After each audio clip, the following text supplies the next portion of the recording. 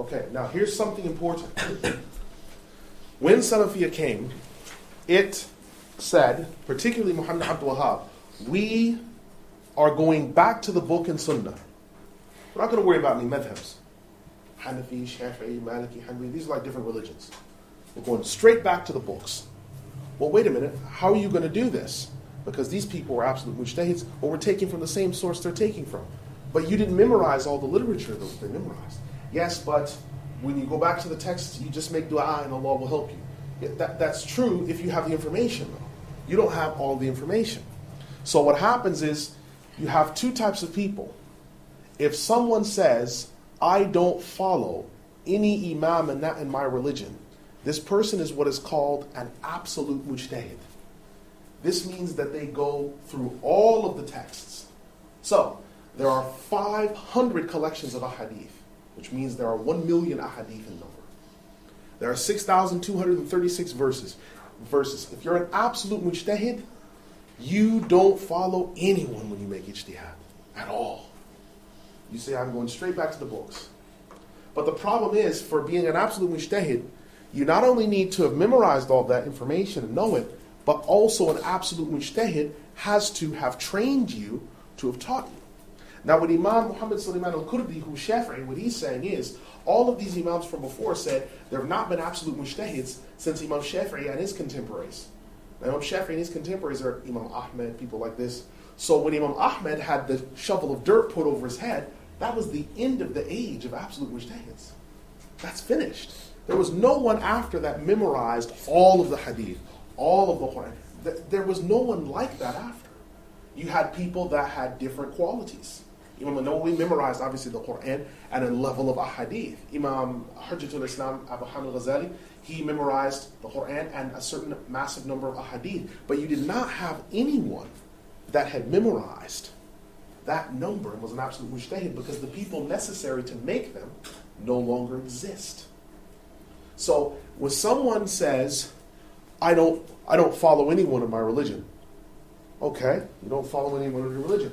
So then how do you come to conclusions when you're stuck or you struggle? Because there have been 4 mentionings in the Quran of a class of people, a clerical class of people called scholars, that are the ulul amr, they're the people who have control, that you ask them when you don't know. Oh no, what I do is I compare the proofs. You compare the proofs? Yes. All right, there are 500 ahadith on salah. Are you able to compare the proofs? There are 500 ahadith on salah alone. You're able to compare the proofs? And the level of the Arabic that's spoken, I mean, let me just give you a simple example of something. The ahadith about when talaq is delivered, the Hanbalis and the Hanafis say that the sign for the end of a marriage is that the woman has to wait 1 monthly cycle. The Shafi'is and the Malikis say no, it's 1 period of purity. So we said, oh, well, let's just go back to the pure Quran and Sunnah. We get to the bottom of it, find out who's wrong, who's right. Go back, look. The word used is thalathatu quru'in. 3 quru'. The singular is the word qar. Oh, okay, well, we'll just go to the Arabic dictionaries, get it sorted out. Somebody's got to be wrong, don't they? So we go back, and we find the word qar. What does the word qar mean? We say if the word means menstruation, we know it's 3 menstruations, or it's 1 menstruation. If it's 1 period of purity, we know it's 1 period of purity. We go back and find that this word signifies both purity and menstruation. Okay, well, there's got to be the stronger evidence.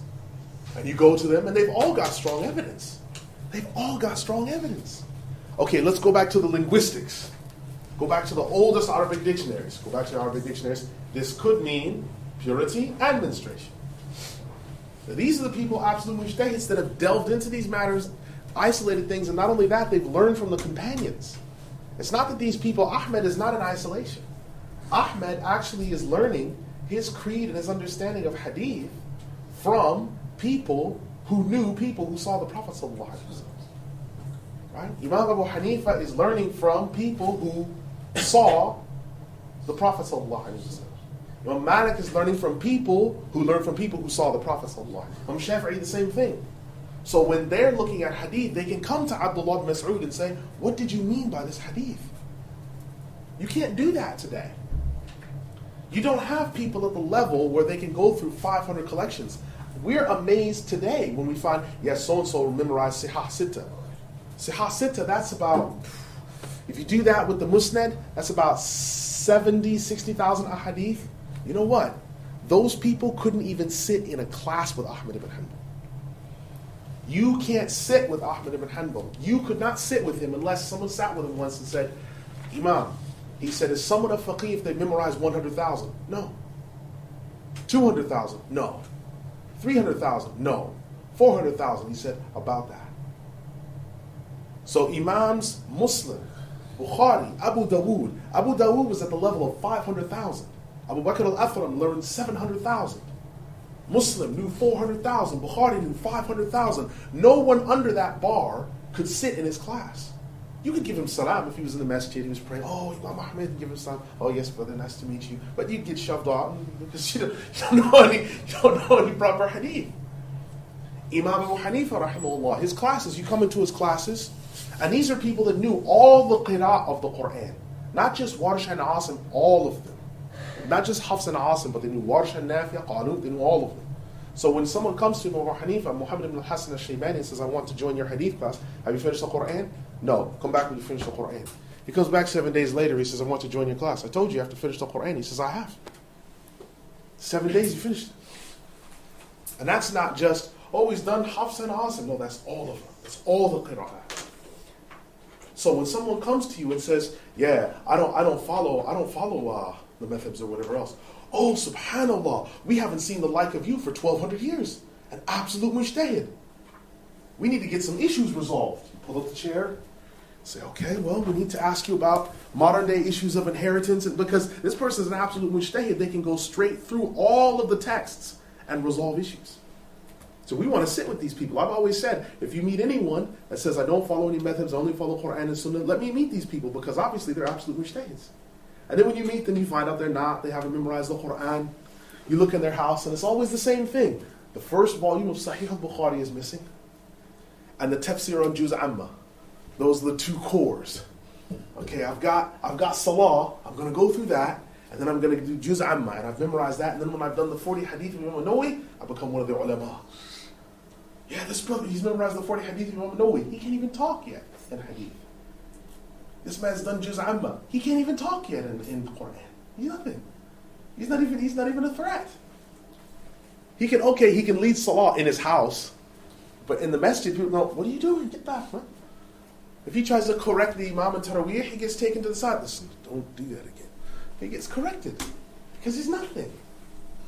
So you have to understand, this is the ruling that these people have.